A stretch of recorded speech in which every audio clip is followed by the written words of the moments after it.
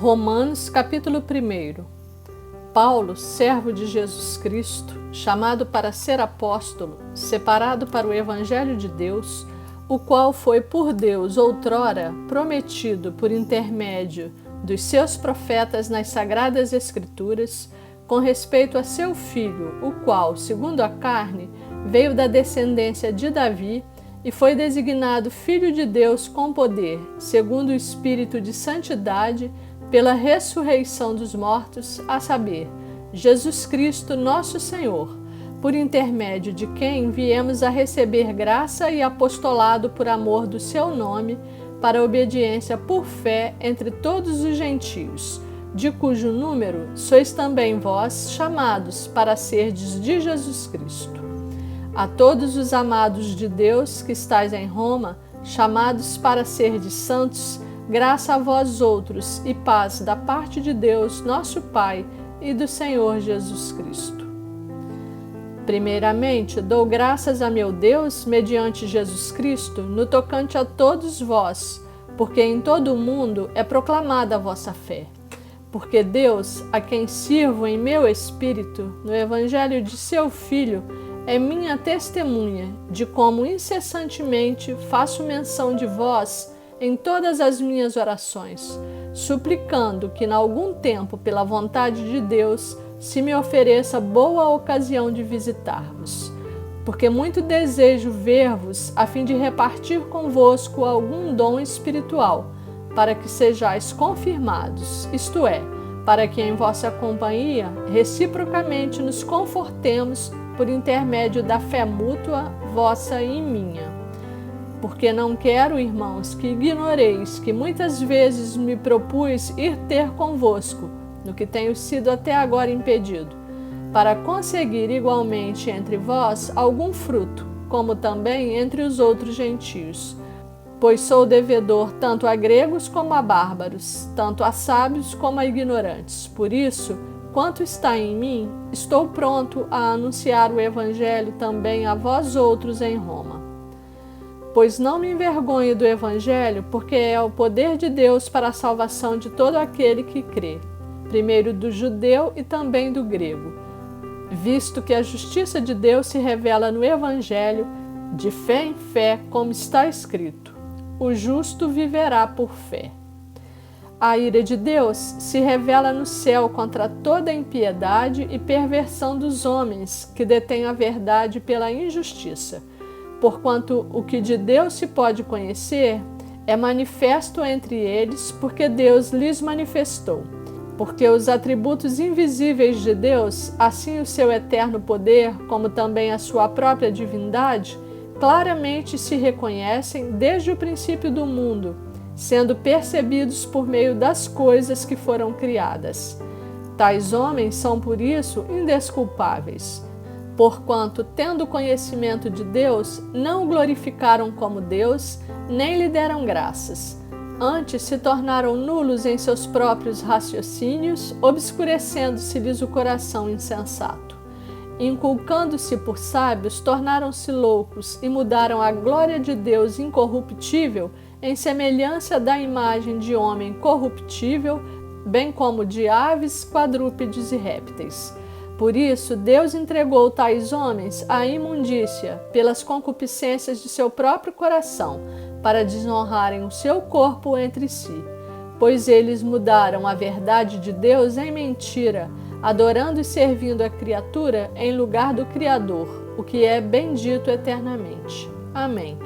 Por causa disso, os entregou Deus a paixões infames, porque até as mulheres mudaram o modo natural de suas relações íntimas por outro, contrário à natureza.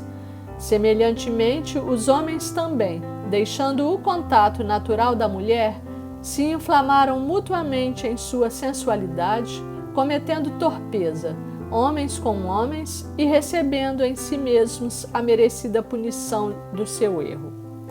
E por haverem desprezado o conhecimento de Deus, o próprio Deus os entregou a uma disposição mental reprovável, para praticarem coisas inconvenientes, cheios de toda injustiça, malícia, avareza e maldade, possuídos de inveja, homicídio, contenda, dolo e malignidade, sendo difamadores, caluniadores, aborrecidos de Deus, insolentes, soberbos, presunçosos, inventores de males, desobedientes aos pais, insensatos, pérfidos, sem afeição natural e sem misericórdia.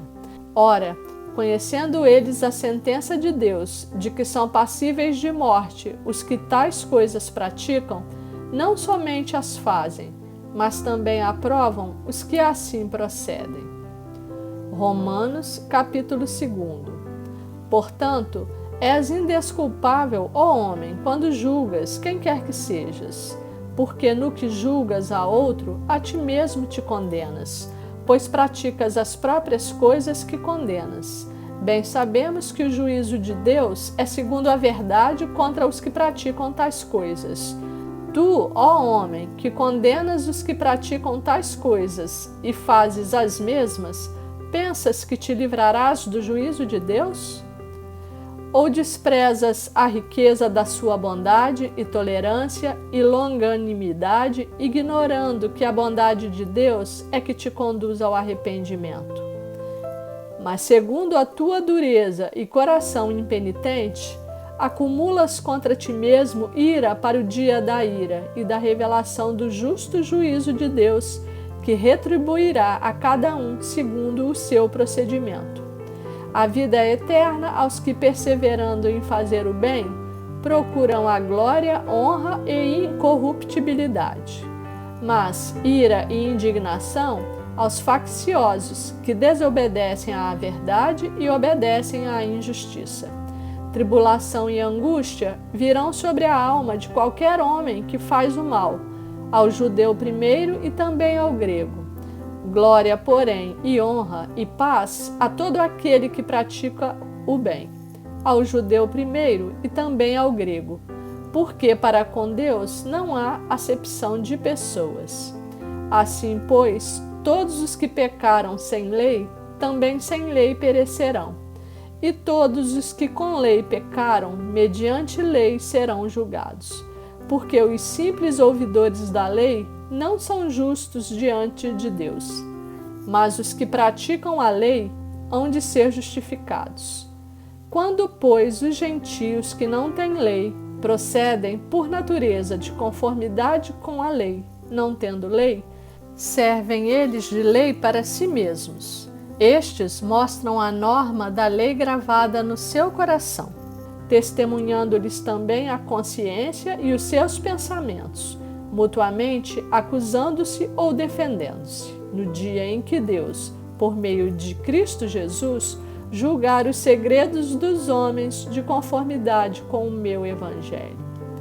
Se tu, porém, que tens por sobrenome judeu e repousas na lei e te glorias em Deus, que conheces a sua vontade e aprovas as coisas excelentes, sendo instruídos na lei, que estás persuadido de que és guia dos cegos, luz dos que se encontram em trevas, instrutor de ignorantes, mestre de crianças, tendo na lei a forma da sabedoria e da verdade.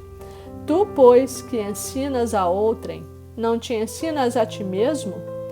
Tu que pregas que não se deve furtar, furtas? Dizes que não se deve cometer adultério e o cometes? Abominas os ídolos e lhes roubas os templos? Tu que te glorias na lei, desonras a Deus pela transgressão da lei? Pois, como está escrito, o nome de Deus é blasfemado entre os gentios por vossa causa. Porque a circuncisão tem valor se praticares a lei. Se és, porém, transgressor da lei, a tua circuncisão já se tornou incircuncisão. Se, pois, a incircuncisão observa os preceitos da lei, não será ela, porventura, considerada como circuncisão? E se aquele que é incircunciso por natureza cumpre a lei, certamente ele te julgará a ti, que não obstante a letra e a circuncisão, és transgressor da lei. Porque não é judeu quem o é apenas exteriormente, nem é circuncisão a que é somente na carne.